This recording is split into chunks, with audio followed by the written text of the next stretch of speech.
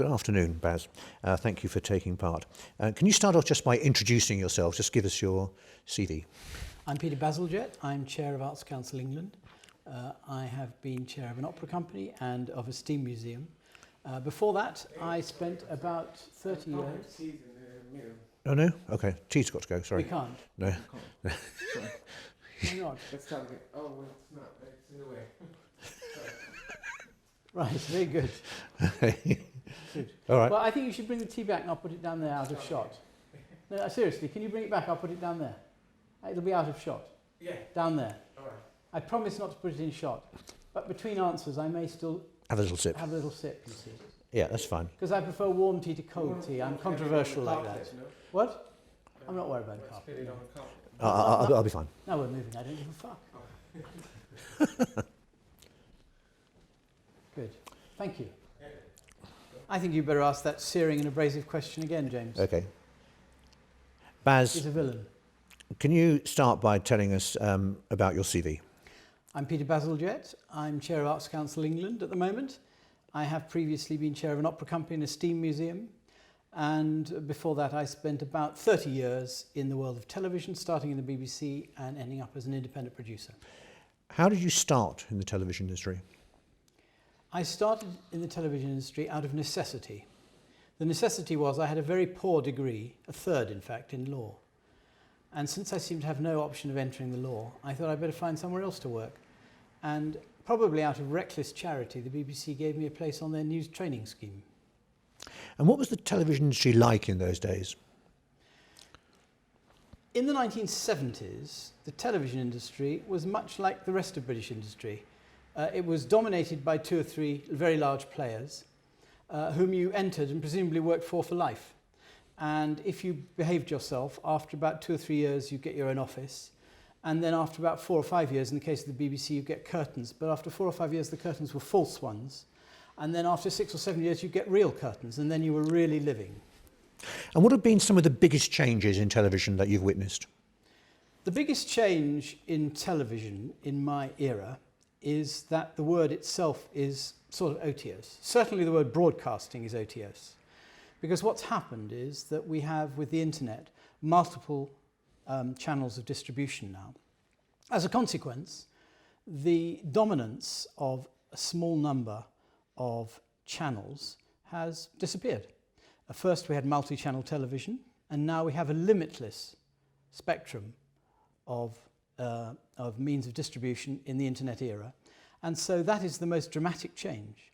Some of the funding models have changed a certain amount, in that content is still funded by a combination of advertising revenue and BBC licence fee money, state money that is in a way. But the addition since the late 80s has been... You worried by that? No, fine. Should I just carry on about the addition? Should I carry on from that point or start? Just from that sentence? Is that all right? Yeah. But the third means of funding content that emerged in the late 80s was, of course, subscription revenues. That is, initially B-Sky B, but now, of course, it includes the likes of Netflix and Amazon Prime. Why do you think that factual entertainment has become one of the dominant genre? When I entered the world of television, there were things that the Americans used to call how-to programs of immense earnestness and full of information and frankly rather dull.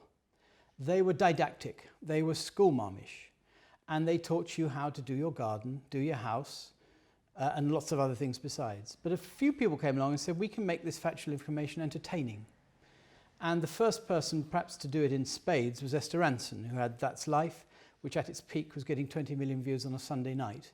She was doing consumer investigations and human interest stories, all packaged together in a magazine. I worked on that programme, I learnt a lot from her, and as a result of what I learnt from her, I was able to take food programming, DIY programme, gardening programming, and at its peak get audiences of 12, 13 million for it by adding human interest, by adding a story arc, in other words, by formatting it. Can you describe the evolution of Big Brother? Yeah, I'm going to have a cup of tea first. Okay. Hang on a minute. Why not? Everything stops for tea, doesn't it? It does. There we are, the tea that refreshes. The cup that refreshes, I mean. Would you ask the question again, my old China? Can you describe the evolution of Big Brother? Big Brother is a programme that was invented in Holland. It would never have come about if the public broadcaster in Holland, in fact there are about 8 public broadcasters in Holland at the time, but one particular public broadcaster had a hole for an entertainment show on a Saturday night and said to one of the leading entertainment producers, John de Mol, can you come up with a new idea? And that was the reason he got some of his best creatives around a table one evening, fortified by a little beer, to think up a new programme.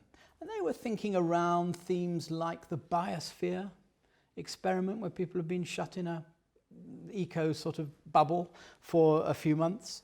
They were thinking around some of the things that were going on the internet at the time. There was a thing called GennyCam, where a student had put her life, put a camera, video camera linked to the internet into her room, and had put her life, as it were, on made it public via the internet. This is in the very early days of the internet in the 1990s. They were talking around that, and they came up with this idea of putting 12 people in a house and filming them 24 hours.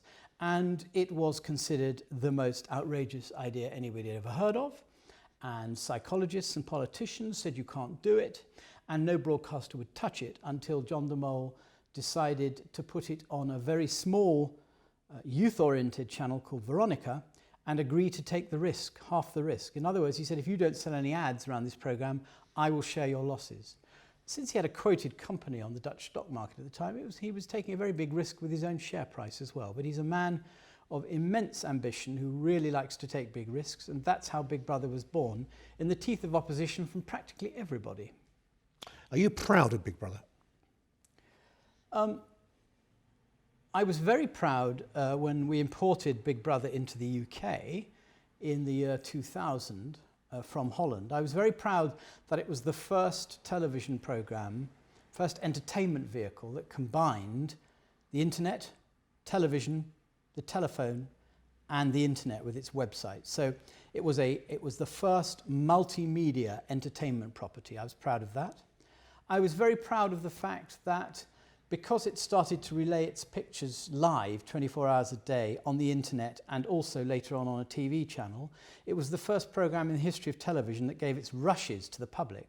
So that when you made an edited version in the evening, the public, that is the fans of the show, were arguing like crazy about how unfair you'd been to character A or character B, because each of them would have edited it a different way. That meant that it was the first programme to enfranchise its audience, to show them the raw material and make them realise that television programmes, those documentaries that we heard so much about, which were meant to be this bastion of objectivity, were in fact the subjective view of one director who edited the pictures in the way he wanted to. So I was proud of that. And the last thing I was proud of was the fact that some of the winners of the programme were stereotyped individuals who had been demonised by the tabloid press. And over time, the public came to see the warm characters behind the stereotypes. I'm thinking of the gay winner of Series 2, Brian. I'm thinking of Pete, the Tourette syndrome sufferer. And I'm thinking of Nadia, the transsexual. All of them were stereotypes and the objects of demonisation in the press. And the public took them to their hearts when they discovered what very nice people they were. So I'm proud of that, but let me not make too great a claim for Big Brother. It was an entertainment show. It was made for a profit. It was made on a commercial channel, Channel 4, in order to attract advertisements. So I'm not pretending that it was some sort of religious enterprise. What do you think's happened to the indies? I think you're referring to the independent producers. Correct. I will, wherever possible, give you a complete answer, of course.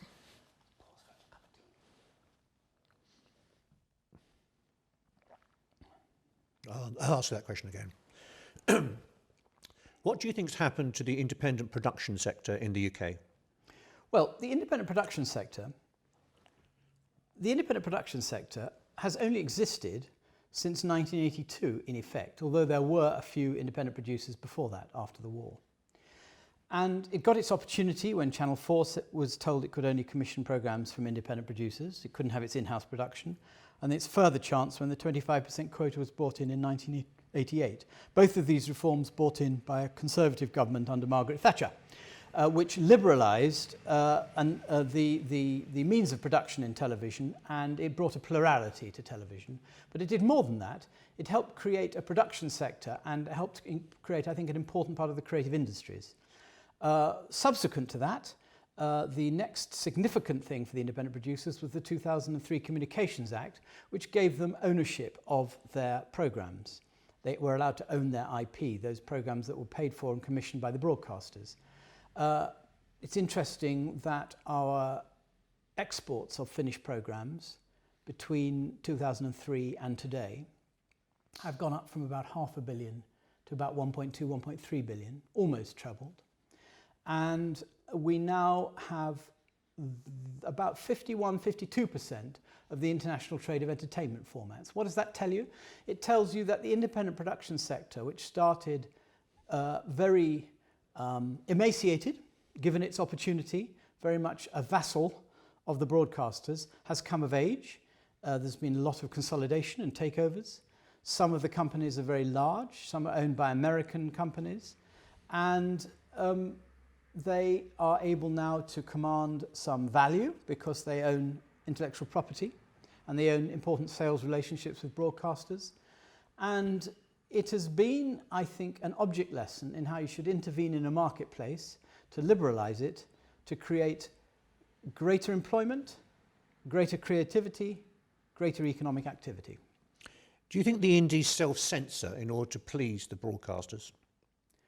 To ask whether the independent producers of the UK self-censor to please the broadcasters is a very peculiar question. A normal relationship between I'll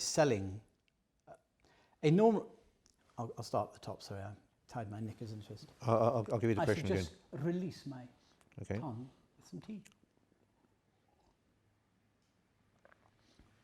Do ask again. Do you think the indies self-censor in order to please the broadcasters?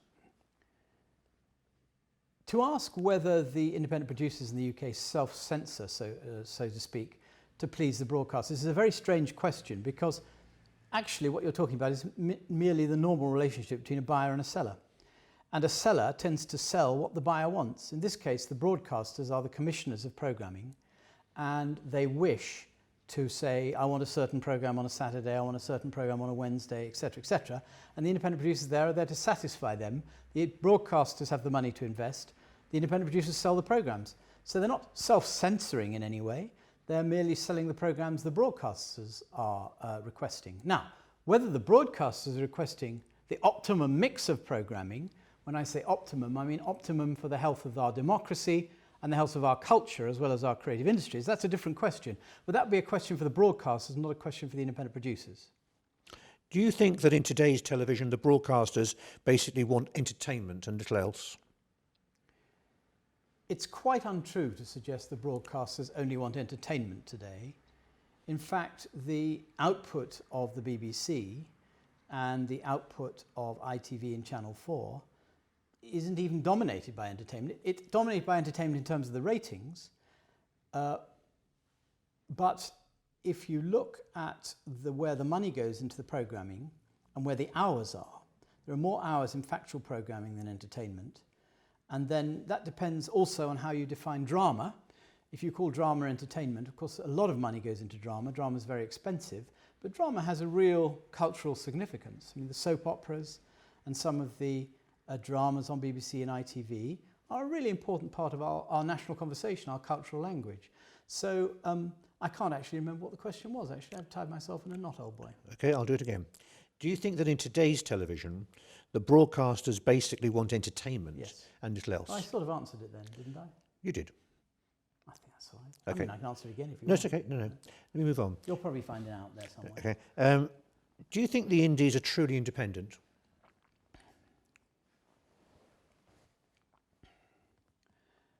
The term independent producer is something of a misnomer because independent producers are not entirely independent in that, on the whole, they don't own the means of distribution. The broadcasters own that. So they tend to produce the programmes at a tariff that the broadcasters dictate, and they tend to produce the sorts of programmes the broadcasters want. So they're not independent in that sense. And many of the independent producers are no longer independent in the sense that they're self-standing companies because they've merged, been taken over, often by very large companies, often by American studios. So they're not independent in that sense. But they are independent in the sense they're not broadcasters. And in fact, to be an independent producer, you cannot be more than 25% owned by somebody broadcasting a signal to the United Kingdom. Actually, about half of the output of the independent producers is no longer qualifies for that either, because they are companies that are owned by people broadcasting a signal to the United Kingdom. For instance, All3Media is now part owned by Discovery, which has a channel in the UK. There are independents like, gone out of my head now, well, that's an example anyway. You don't really want me to go from the top, do you? No. I've just buggered up on okay. naming a few others that are owned by broadcasters. There's a couple owned by ITV, but That's anyway. Fine. That's fine, okay. Do you think that the rebirth of the indies after 2003 came at a very heavy price, a dramatic narrowing of the type of programming that they can make? After 2003, the independent producers got a massive shot in the arm because the 2003 Communications Act in the UK gave them the ability to own their programming. And that's been immeasurably valuable, and it has led to enormous growth of creative output, growth of program sales, growth of format sales. It's been good for everybody, growth of creative ideas. So it's all round been a positive thing.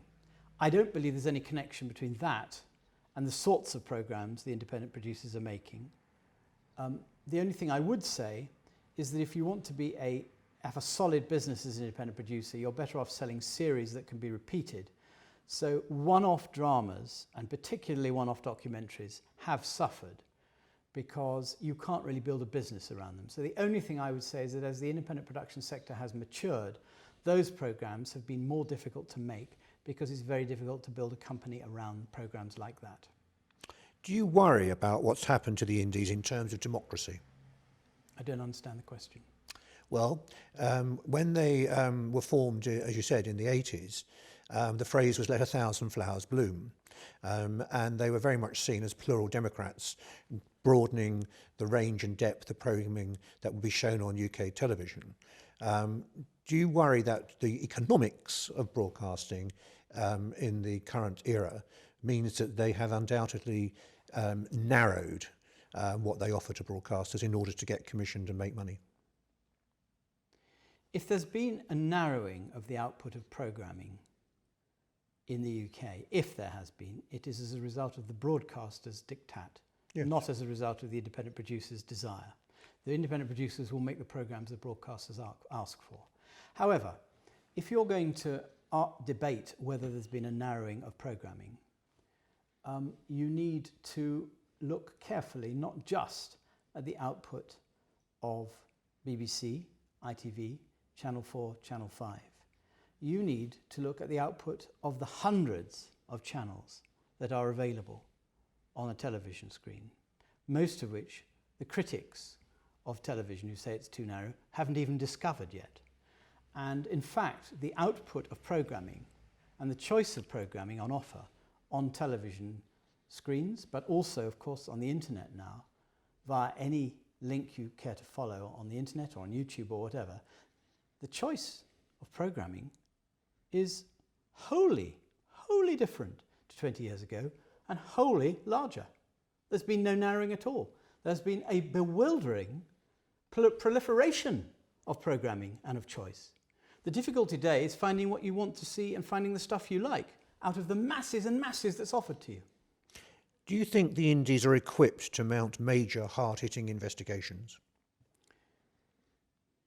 Independent producers can make investigative programs, and the skill and the talent is there, if they are backed and funded, so to do, by the broadcasters. I would say that there are fewer investigative programs on mainstream British television now than there used to be, just as there are fewer current affairs strands, which used to carry some of those programs. there are arguably fewer such investigations going on in the newspapers. What does that tell you? It tells you that there's more competition, and it tells you some of those organisations that used to fund it have got challenges to their business model, certainly in the case of newspapers. But having said that, in the mad, rumbustious Tower of Babel world of the internet, there is more democracy, more investigation, and more openness going on than ever existed in the days of 1 or 2 panorama investigations. So again, if you look at the whole picture, arguably there is a greater revealing of information. And what's the purpose of an investigative program? To reveal things that are hidden. There is a greater revealing of things that are hidden today than there ever was when people used to make investigative programs on television. So to go on about there being fewer investigative programs on television is to overemphasize the importance of television, is to make claims for it over and above the importance of the internet and other media. Do you think investigative journalism on BBC and or ITV is dying? There are certainly fewer investigative programs on British public service broadcasting channels than there were. But by the same token, via things like freedom of information, via the extraordinary resource of the internet, where 1,000, if not 100,000, if not 1 million self-appointed investigative journalists working from their homes and their laptops are investigating things all the time and making their findings public. In fact, I would argue that we have a more open society today than we ever did in the age of more investigative programs being made on those very few broadcasting channels of the old days. It's better today than it was then. It's more open today than it was then. Things are more transparent now than they used to be, and there is more answerability now than there used to be. So things are better today, even though there may be fewer investigative programs on television. Does the BBC have a special responsibility to carry out such programs, investigative journalism? Well, the BBC has a broad range of responsibilities. For me, the most important thing the BBC should be doing is to be a trusted and reliable source of news and information. I think its news services are a cornerstone of our democracy. I think the fact there's public money going into an independent news service that is free to investigate and criticise the government is evidence of a mature democracy. And in that sense, it is absolutely the responsibility of the BBC to investigate, and arguably every night on the news it does just that. Does it devote as much of its schedule to specific investigative programs? Probably not. But I would be far more concerned that we continue to fund a broad and plural range of news services that are a cornerstone of our democracy than I would about worrying a few panoramas that may have gone by the board. Does the licence fee help or hinder the BBC in this respect? The licence fee has a couple of peculiarities about it, which it's worth pointing out, even though it sounds like a statement of the obvious. One is, it's compulsory. The second is, it's hypothecated, unlike other taxes we pay. It is dedicated to the BBC, or it has been. A few other uses at the edges, like broadband at the moment, but broadly speaking, it's hypothecated. So for those two reasons, that it's dedicated to one purpose, and we all have to pay it, it has a very special role in society. For instance, the BBC is meant to be a universal service. That doesn't just mean it's available to everyone, it means it should have something on it for everyone, as long as it remains compulsory to pay the licence fee. And at the moment, the licence fee has now been renewed for at least, we don't know the outcome of Charter Review on the BBC yet, but we know that they have renewed the actual level of the licence fee, so we know the licence fee is going to continue for at least 5, possibly 10 years. And while it's possible for the public to accept the system, and it would appear at the moment there is no mass protest movement against it, as there was, for instance, against the poll tax in the early 90s, while there is public acceptance for it, then it should continue. It is challenged by, obviously, modern media. It's challenged by the fact that at the moment you can watch BBC programmes on iPlayer, on catch-up, without paying the licence fee, but the law will be changed to cover that.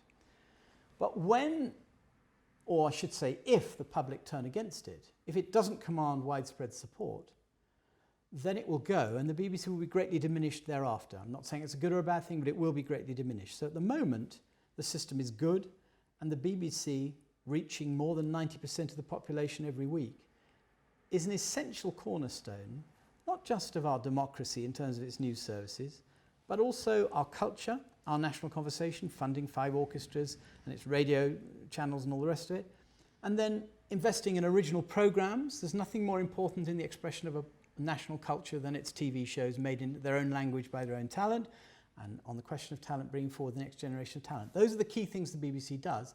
It does them most easily with a compulsory licence fee. I just wonder in 10 years' time whether that will be sustainable or will command public support. Is the BBC too big? Is the BBC too big? According to the Director General of the BBC is too big because he has just announced 1,000 redundancies. It's currently got about 18,000 employees. So it sounds as though he wishes to bring it down to 17,000. My guess would be that the BBC will be nearer 15,000 in 5 or 10 years' time. Simply because of the plurality of media, all the different things that are going on, all the other ways of supplying programming to people, it can no longer have that quasi-monopoly position in the media world. And I suspect it'll have to be more efficient and operate at a smaller number of people. But I hope it still has sufficient size to train the next generation of creative talent for our creative industries. I'd like to ask you some questions about the Jimmy Savile affair now. Just hang on. When the subject of Jimmy Savile comes up, we all need to... Thank you. Okay, Savile. What are your personal reflections about the Savile affair? The most clear thing that comes out from the Jimmy Savile affair is that society has changed for the better in the last 30 years. That there have always been a very small minority of people who are known as paedophiles, who have a sexual attraction to underage girls and boys. That's always been the case, always will be the case. The question is whether society dealt with it or covered it up. And all societies tended to cover it up. And now we're no longer covering it up and we're no longer tolerating it. We've moved from a society in quite a short space of time that tolerated it to not tolerating it. And that's the biggest lesson that comes out of the Jimmy Savile affair. Some people say everyone at the BBC knew about Savile. Did you hear rumours? In 1978, as a very, very junior researcher working on a regional news programme, I was told by a director who worked by him, you know, in the bar, at gossip level, oh, you know, Jimmy Savile, he likes little girls, you know. So I was told that, I don't know, whatever that is, 35, 36 years ago. But, you know, you're told gossip and rumour all the time about people, particularly when they're celebrities. Whether anybody actually knew specifically what he did, I have no idea, because I never worked with him. Do you have any doubt that if the BBC knew that he was raping brain-damaged 5-year-olds, that they would have sent in the police? That's a very interesting question, and you're asking me, and I guess you've asked other people, to speculate on how people 30 years ago would have reacted to information. I like to think if they'd had hard evidence of what was going on, they'd have acted on it. And I can only imagine that something as shocking as what you've just described, the abuse of mentally or physically handicapped children at a very early age, defenceless children, I'd like to think they would have acted on it. I can only think that the people who knew about it on the front line didn't bring the hard evidence to the people who could have taken action. I think that's probably what happened. Why do you think the BBC self-censored the Newsnight investigation into Jimmy Savile? Why did the editor of Newsnight not run an investigation into Jimmy Savile? There are two explanations in this world for those sorts of mistakes. One is cock-up and the other is conspiracy. most of the time, I believe in cock-ups rather than conspiracies. Most of the time, people take a series of mistaken judgments. The tragedy of Newsnight was that having made that terrible error and having not run an investigation that they had paid for, that had been done, that clearly was valid, we know now with hindsight, and that ran very successfully on ITV as a programme, having not run it, they then shortly afterwards overreacted by trying to prove their journalistic credentials and ran a story about McAlpine that was palpably untrue and had been discounted and devalued several times in the past. So they didn't show one error of judgment, they showed two error of judgments, one of omission, one of commission. That's pretty tragic. Do you think the subconscious was at work? Do you think the BBC didn't want to believe the allegations against Jimmy Savile, so they didn't want to publicise them? I love to hear people talking about, did the BBC want to do this or did the BBC want to do that, as though it's some sort of single organism with a single brain sitting there making plans. The BBC is like all other organisations. It's a huge sort of box of frogs, a huge number of people with differing opinions. And whatever was happening in the BBC around that time with Savile and Newsnight and the rest of it was a result of a whole series of decisions taken by individuals, quite a lot of whom would have disagreed with each other, quite a lot of whom didn't seem to be talking to each other when they should have been talking to each other. So it was a sort of bugger's muddle, if you like, but I don't think it was a sort of malign conspiracy that Jimmy Savile is one of our heroes, we want to run a hagiographical documentary about him, we're going to censor investigations. I don't think the BBC, I'm afraid, is that well organised. Do you think, however, that it was inevitably a very uncomfortable story for the BBC and that discomfort played a part in the self-censorship? To say it was an uncomfortable story for the BBC is absolutely true, as it was and is going to be for all the other institutions he worked with. The Royal Family, he worked closely with. Stoke Mandeville Hospital, he worked closely with. A lot of treasured institutions work closely with Jimmy Savile. It's uncomfortable for all of them. But to suggest that that is why they might not have run the story, I think is probably wrong. And the reason I think it's wrong is that all the people who really worked with Savile, who made all the radio programmes with him, who made all the TV shows with him, they're long gone. Half of them are dead. Those big shows were made by him in the 60s and 70s and 80s.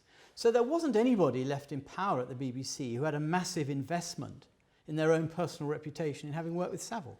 They weren't around anymore. Why do you think they scrapped the programme rather than just postpone it? You're talking about Newsnight, aren't you? Mm. Yeah. Why did Newsnight scrap the Savile investigation is an incredibly pertinent question.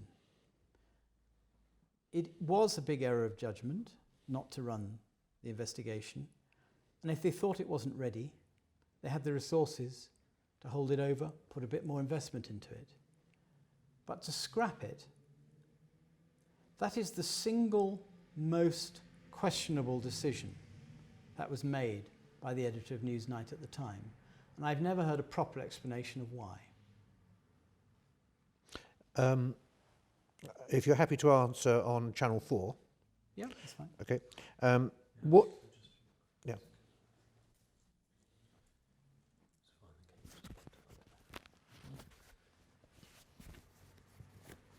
All right. Thank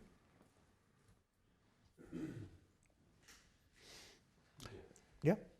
Yeah. What do you think about Channel 4 these days?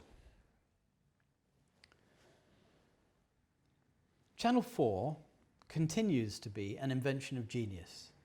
The idea that the state would set up a publicly owned corporation that is nevertheless funded commercially, but with a very strict remit to only commission programs from independent producers rather than have an in-house production unit, and to make programs for unpopular and unlikely points of view, minorities, younger people, and an organisation that will stimulate young creative businesses, which it does not just now in terms of television production, but also games and other sorts of internet product. That's brilliant. And I think Channel 4 remains true to that. The pressure on Channel 4 is the pressure that exists on all of the heritage broadcasters.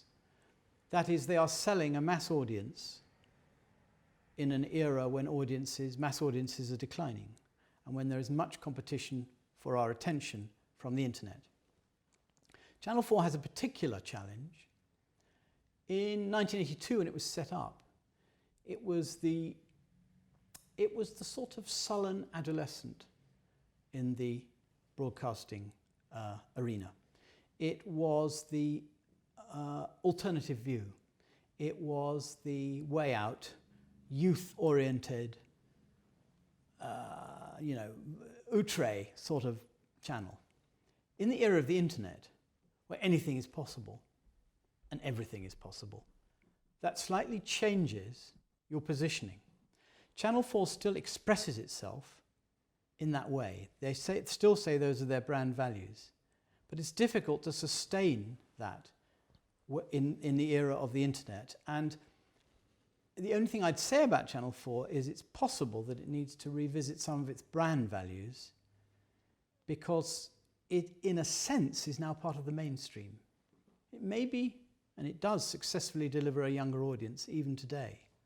And it does some marvellous programmes.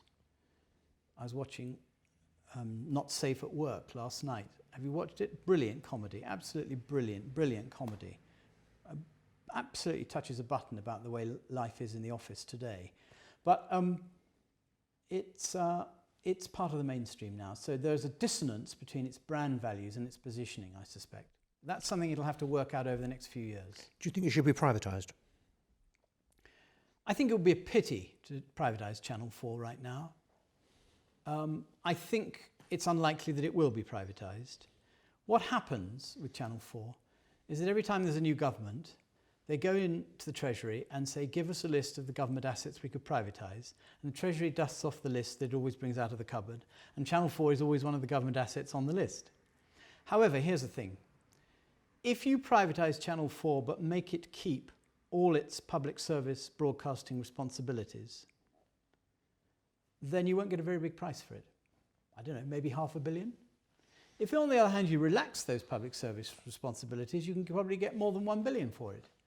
What's the point of privatising it for $500 million? It's not even worth it. And if you did relax its public service responsibilities, we'd be losing something of value. So there's if you like, a tension between those two positions. And I think that tension will mean that Channel 4 will not be privatised, not in the near future. What do you think about Channel 5 these days?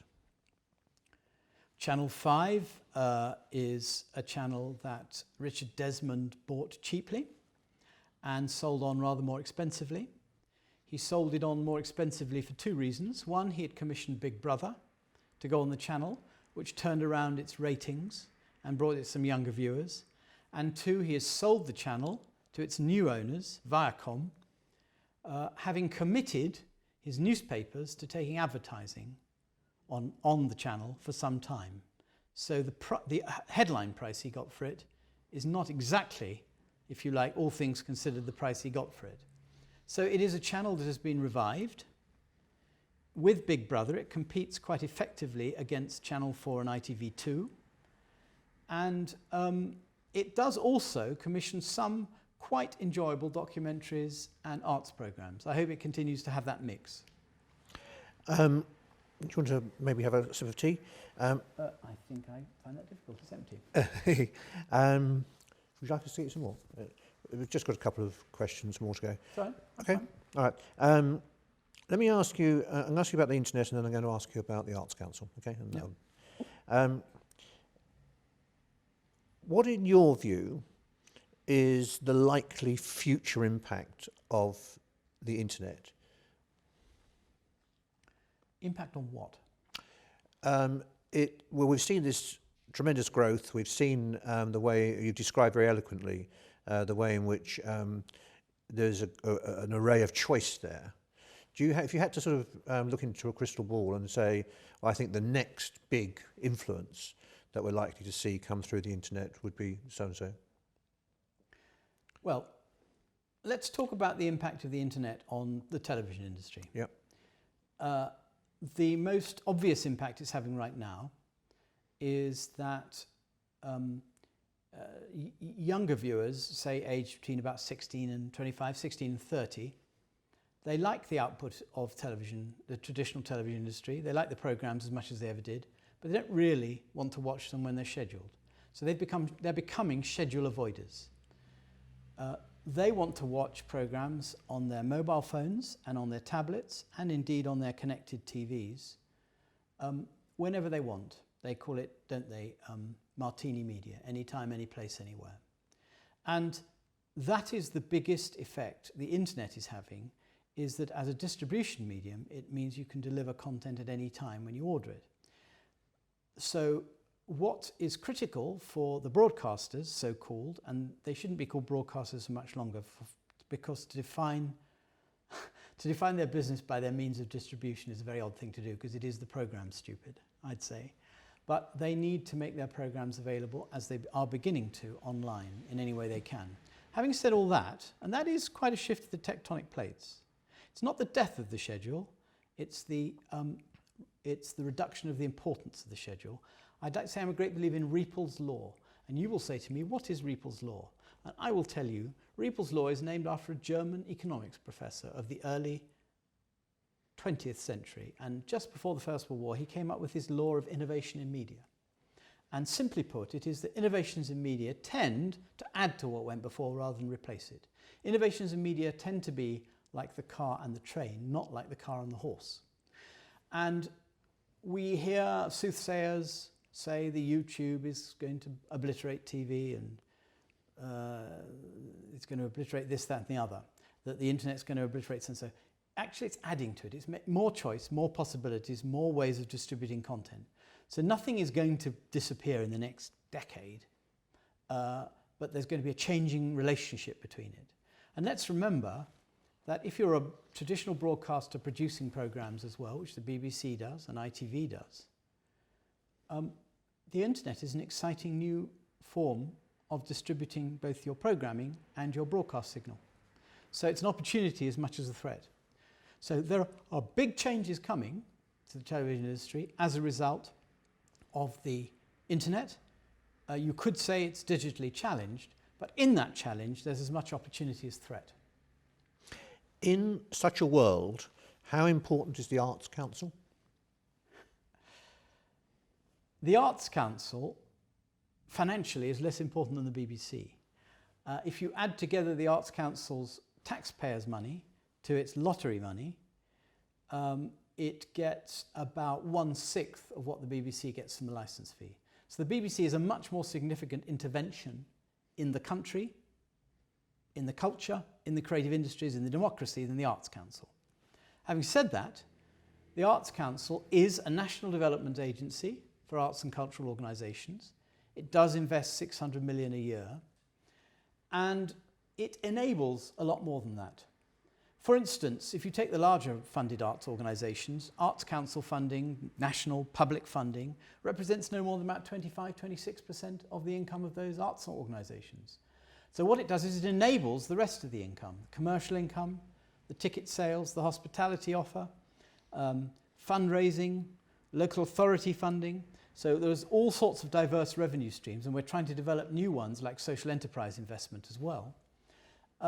And so the Arts Council's greatest significance is that it is public funding for arts and culture, which is like seed corn investment that enables a whole lot more of other things to happen and greater value to be delivered. Now, why do you do it? Why do you put money via the Arts Council into arts and culture?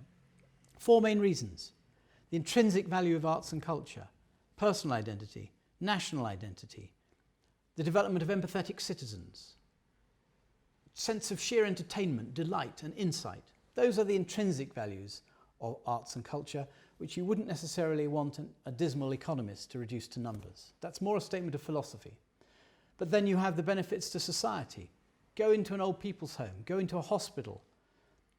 Wherever you go, Go into a prison and you will find arts and culture doing great things, giving people new frontiers and new opportunities and new insights and pleasures in their life. In fact, in health, where we spend more on curing obesity than we do preventing it, we have to completely turn it around. And in future, doctors will prescribe people to go and sing in a choir rather than give them Prozac. That is the sort of role that arts and culture is going to play for society. Third is education, primary, secondary, tertiary, lifelong learning, massively important, symbiotic relationship between arts, culture and education. And the fourth, and we mentioned this last, is the economic benefits. We don't put money into arts and culture because there's an economic benefit, but we should point out there is an economic benefit. What are the economic benefits? Urban regeneration, tourism, the development of talent for the creative industries, and, just as importantly, the reputation of British creativity and culture around the world. British Council has research that says that people who people who come into contact with British culture are more likely to trade with Britain. So it's massively important to our reputation around the world. So those are the reasons we put public money into arts and culture. And I say them as often as possible, and I write about them as often as possible, because I found when I became chairman of the Arts Council that half the people I spoke to in government and in civil service had forgotten why. Is the Arts Council safe in this government's hands? I believe that this government has a commitment to funding the arts. I believe the cuts that have been made in arts funding, while regrettable and how we've argued against them, would have been made by any government since 2010 dealing with the credit crunch. I note, though, that government tax revenues are now increasing. I note that we can see a bit of light at the end of the tunnel. And I hope that the infinitesimal sums of money that go into arts funding, and just to put that in context, the taxpayer dollar as a proportion of government spending, less than 0.01%. It's a tiny amount of money. Arts Council gets to the taxpayer about 300 million a year.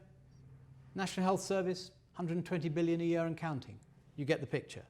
So it's a tiny amount of money that doesn't make much difference to the nation's finances, but makes a huge difference to the nation's health, culture and national conversation. What's been the most inspiring thing you've learnt as chairman of the Arts Council? The most inspiring thing I've learnt as chairman of the Arts Council is that arts and culture has a more profound effect on society than I had ever imagined. I knew I enjoyed it. I had helped run arts organisations. I'd raised money for arts and education organisations, but I hadn't realised how profound it was.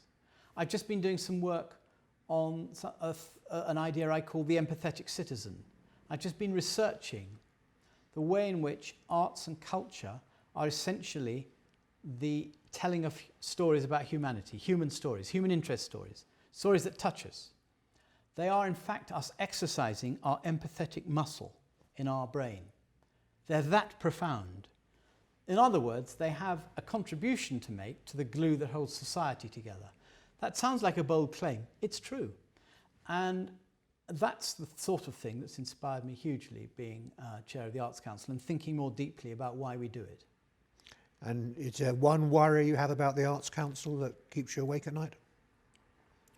My biggest concern is that the public will and the government maintain the desire and continue to see the value for investing publicly in arts and culture, and at the same time that we manage to diversify the funding for arts and culture to keep our arts and culture as strong as it currently is.